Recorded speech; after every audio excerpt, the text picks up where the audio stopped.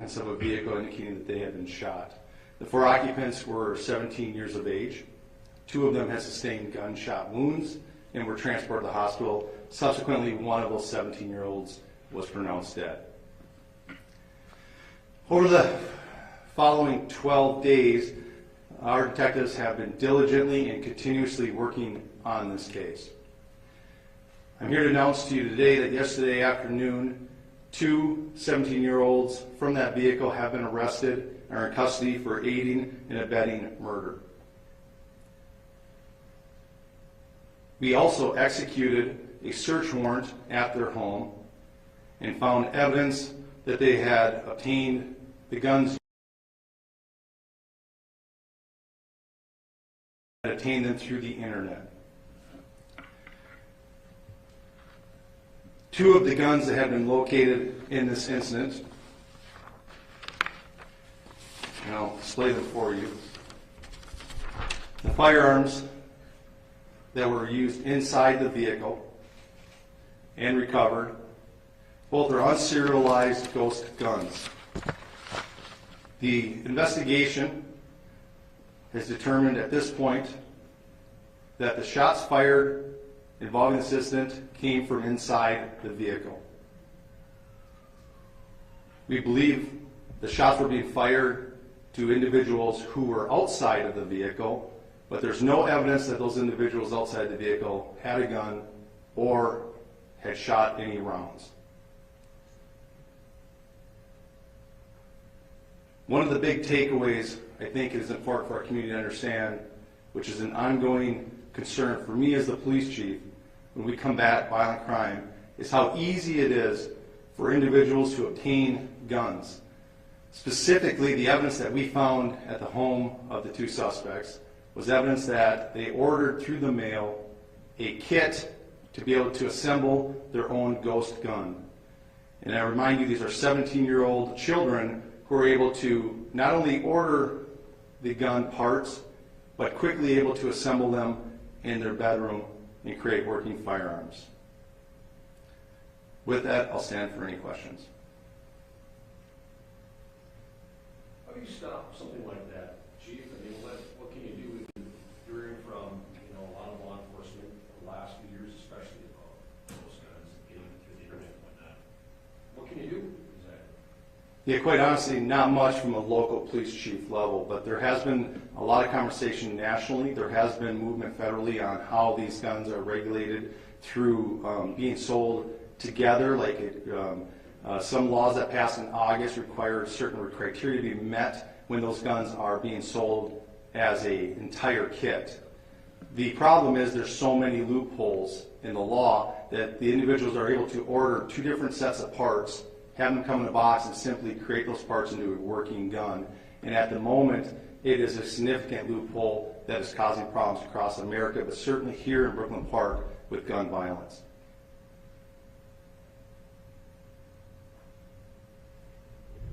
So just to clarify, you're looking for, one more teenager, is that correct? Or a couple suspects in this case? Or do you have a number on that, or who you're still looking for? Sure. We are continuing an investigation to determine what happened.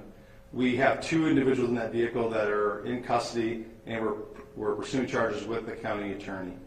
There is still one other occupant of that vehicle that is not in custody at this time, but investigators are looking to talk to that individual.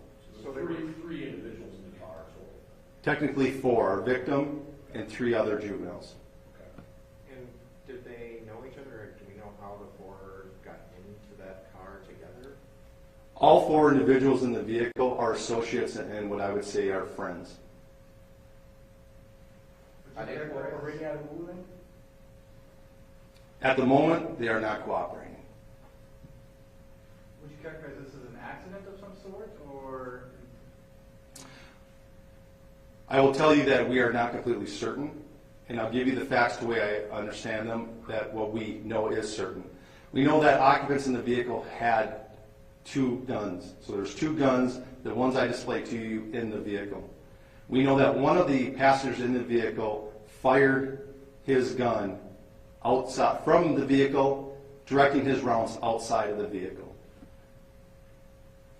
That is the only rounds that we know were fired. That result of that gunfire or exchange resulted in one person deceased and one person injured. Was the injured person inside the vehicle? Yes, So 2 people in the vehicle were hit with bullets. correct. But the bullets were fired outside the vehicle? We believe the intended target was outside the vehicle. Unintended targets were inside the vehicle. Chief, do you think you have the shooter? Our investigation at this point leads us to believe that we do have the shooter in custody. With that said, there is still more work to be done on this case. But again, I'm going to tell you that significant evidence and facts we know tells us that shots were fired from inside the vehicle. The extremely meticulous way in which we comb the parking lot and for evidence has not revealed any indication that anyone outside of the vehicle had a gun or fired a gun. Do we know how many shots were fired? We believe between 3 and 4 shots were fired. And one of those 3 or 4 hit the 2 people inside the vehicle? That is correct. We know that both guns were fired. We don't know that at this point. We believe actually only one gun was fired.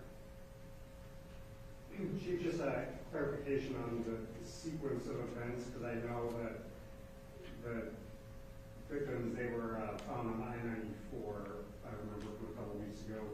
Do we know who called police, or was it, or what exactly happened, where the state patrol arrived at that scene? Sure. I gave you a little bit of the sequential events that we know took place. We know that there, about 8:38, we believe the shooting took place at the Region Apartments. We know the individuals in that vehicle then drove down Region, down to Brooklyn Boulevard, and you stopped in an area where they went to hide the guns used in that incident. They then got back onto 94 and at some point decided they needed to call 911 indicating that there was people bleeding in the vehicle, and that's when the State Patrol was dispatched to 53rd and 94 and located the individuals.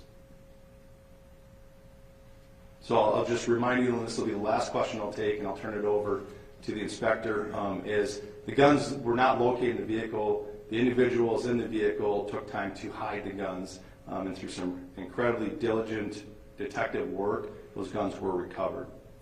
I will turn it over, if there's any questions regarding the ghost guns and the technicalities of it, to Inspector Faust, who is much more versed in ghost guns.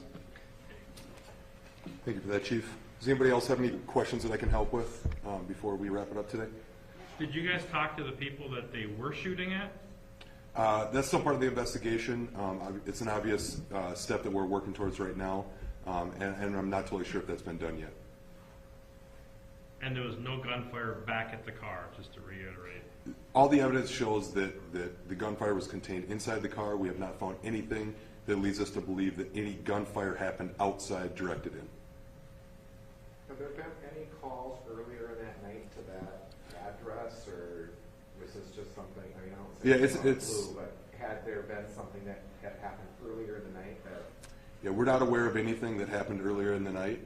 There were no previous calls. There was no other police activity involving anybody else before the dramatic event. Inspector, how often are you coming across ghost guns in cases like this?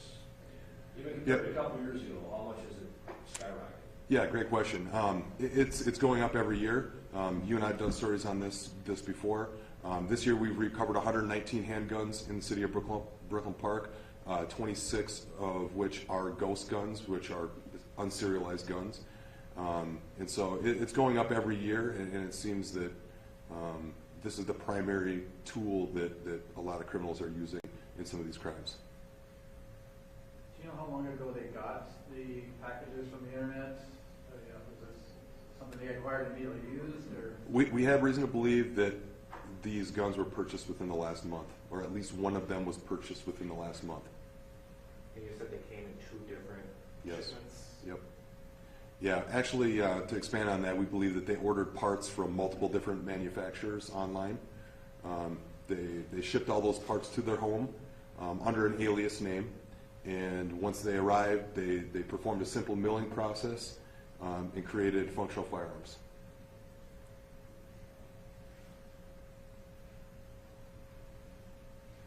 Any other questions? Are there charges yet, or is that still pending? It's my understanding that there has not been charges yet. I think that conversation is actively happening right now.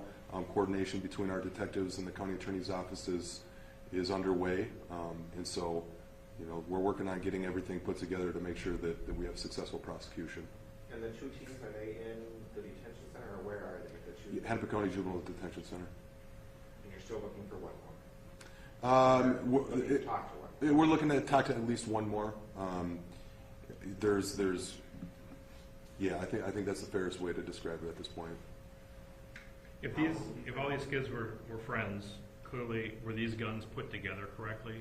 So if a round went off, they put the gun down and it happened to misfire and hit one of them, or? Yeah, good question. I don't know. We haven't had the guns taken apart and, you know, checked for functionality. The photos that the chief showed, they look fully functional to me, but we haven't went through and examined the internal parts.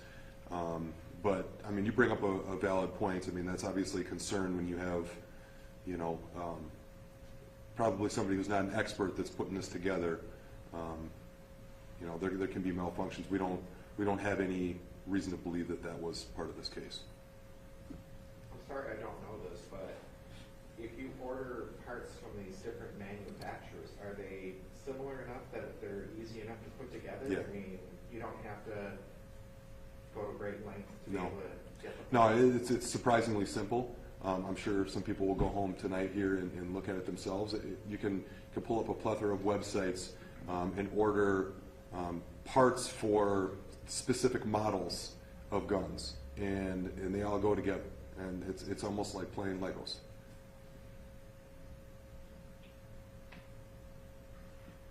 Any other questions? I think that's it. Thanks a lot. Yeah. One more thing before we finish up here. I know that the mother of the victim was interested in coming up and saying a few words. Ma'am, are you still interested in coming up? She's still in the... The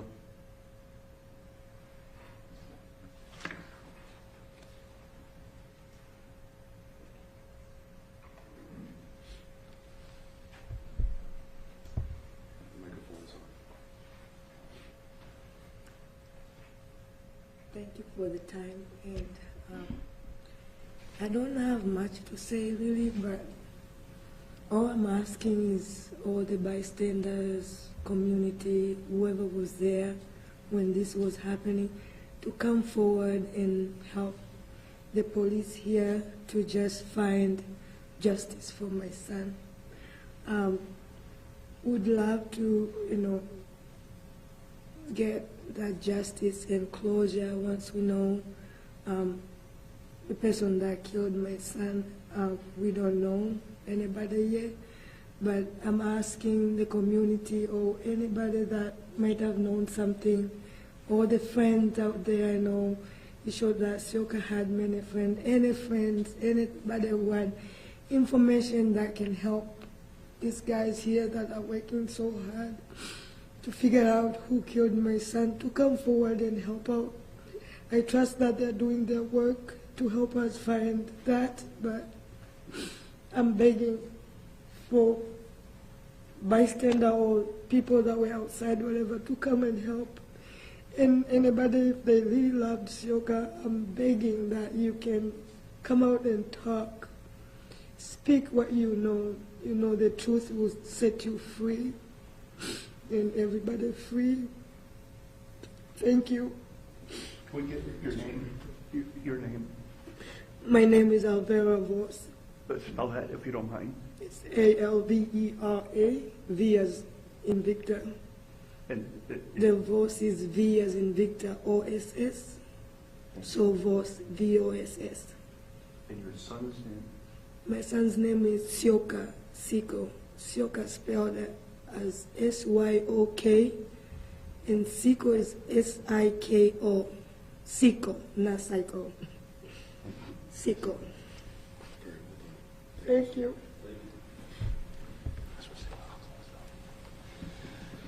I'll just make one final remark, and then we're going to wrap it up today. But thanks again for all of you coming out here. And I hope the takeaway, again, especially after receiving that powerful message by the mother of that victim, the gun violence has to stop in Brooklyn Park, in this region, and certainly across the nation. And for those that are in powerful positions, especially legislators, take notice when we have children that can buy guns off the internet and assemble them and take a life. Action needs to be taken. And with that, we'll wrap it up. So thank you very much.